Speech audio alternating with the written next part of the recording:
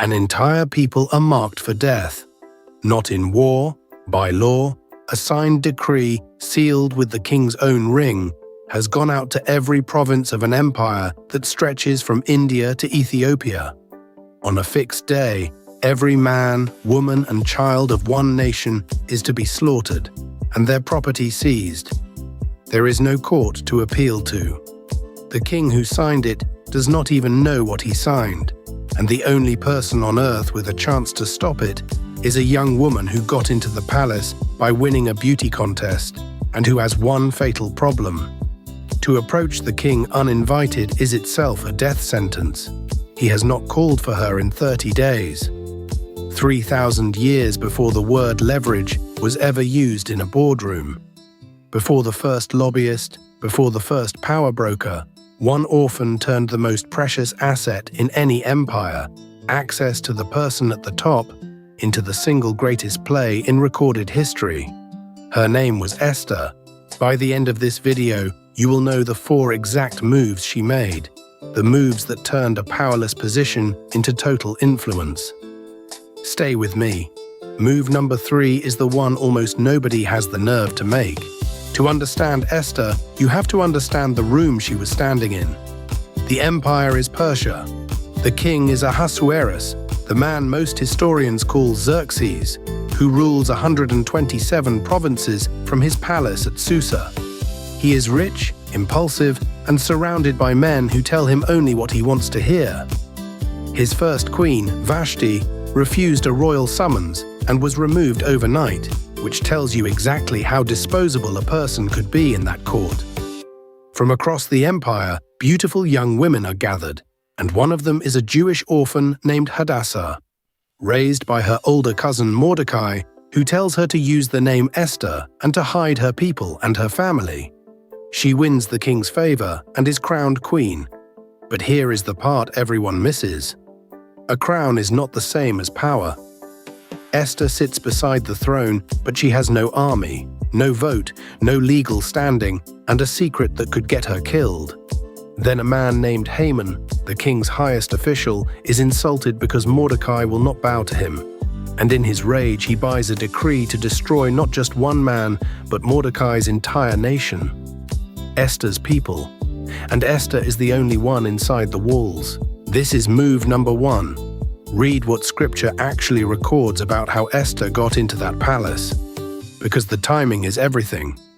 The Book of Esther, chapter 2, says that before she was ever queen, she pleased Haggai, the keeper of the women, and he gave her favor, special food, and 7 chosen maids. She built relationships inside the system long before any crisis appeared. And Mordecai, sitting at the king's gate, overhears a plot to assassinate the king, reports it through Esther, and it is written down in the royal chronicles, a credit banked years before it pays off. Here is the principle. The wealthy do not build access in the moment they need it. They build it long before, quietly, when there is nothing on the line. By the time the emergency arrives, the relationship is already there. Esther did not scramble to get close to power once her people were threatened. She was already inside, already trusted, already known. The deal flow, the network, the seat at the table, all of it was in place before the storm. Position is something you build in calm weather and spend in the storm.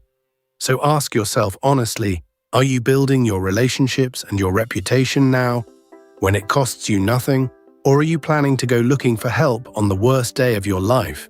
This is move number 2, and it is the one that separates a gambler from a strategist. Esther had the access, but she did not rush in. She read the room with brutal precision. Her cousin Mordecai sends her the news and demands she go to the king. And Esther sends back, in chapter 4, the hard truth of her situation. Anyone who approaches the king in the inner court without being called is put to death, unless the king extends his golden scepter. And then she adds the line that proves she is counting the real odds. I myself have not been called to come to the king these 30 days.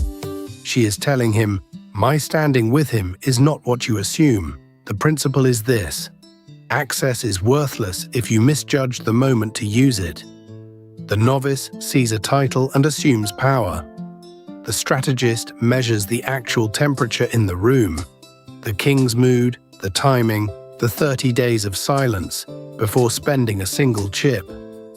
Esther knew that walking in at the wrong moment would not save her people. It would simply add her body to the count. The best investors are not the boldest. They are the ones who read conditions others ignore and refuse to deploy until the setup is right. Here is your question. When you finally get your shot at the person who can change everything, are you reading the room, or are you just hoping? Now move number 3, the one I told you almost nobody has the nerve to make. Esther reads the room, and then she does the opposite of what the room would advise. She bets the seat. Mordecai sends her the words that break her hesitation. Chapter 4.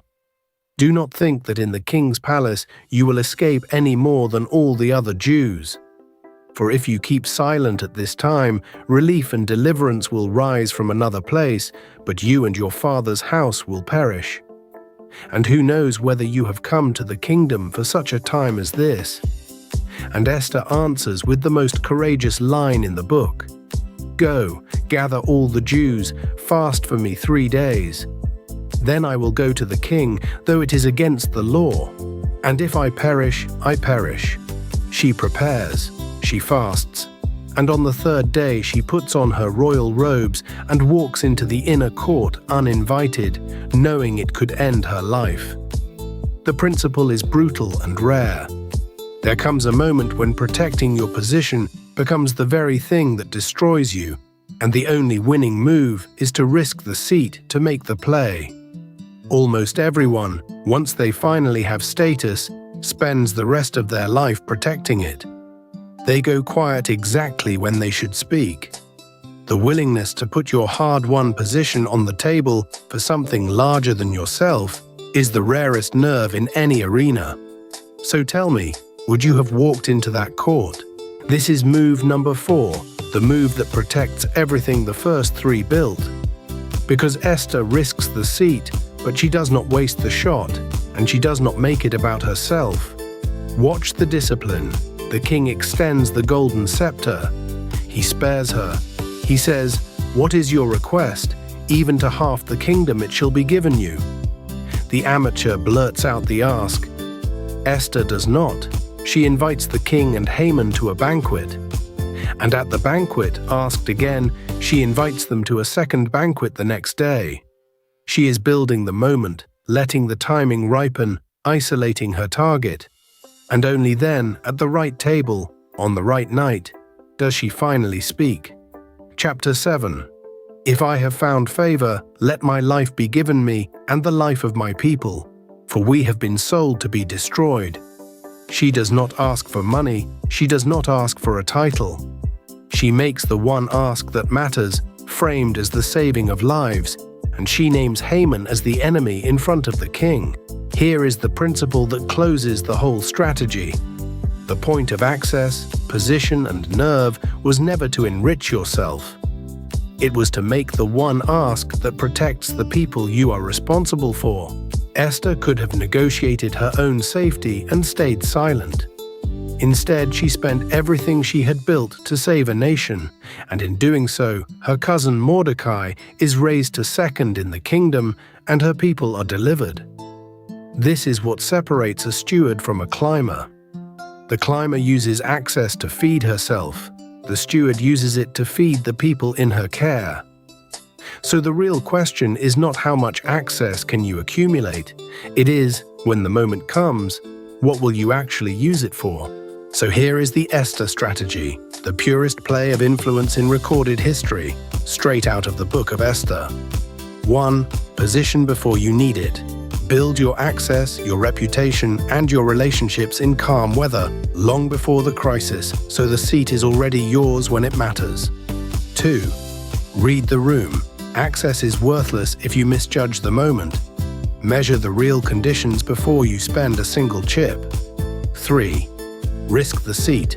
There comes a time when protecting your position is the very thing that destroys you, and the only winning move is to put it all on the table. 4. Make the strategic ask. Build the moment. Then spend everything you have to protect the people you are responsible for, not to enrich yourself. An orphan girl in a foreign palace understood what most powerful people never learn. The seat was never the prize. The seat was the tool, and the moment it was needed, she was willing to lose it to save a nation. This is the ancient founders, where we decode the men and women God made powerful, one founder at a time. Next, we open the vault on Ruth, the foreign widow who walked into a stranger's field with nothing and built a legacy that ran straight to a king. Tell me in the comments, which of the 4 moves is hardest for you to actually do? I read every one. Subscribe and let us uncover the next fortune together.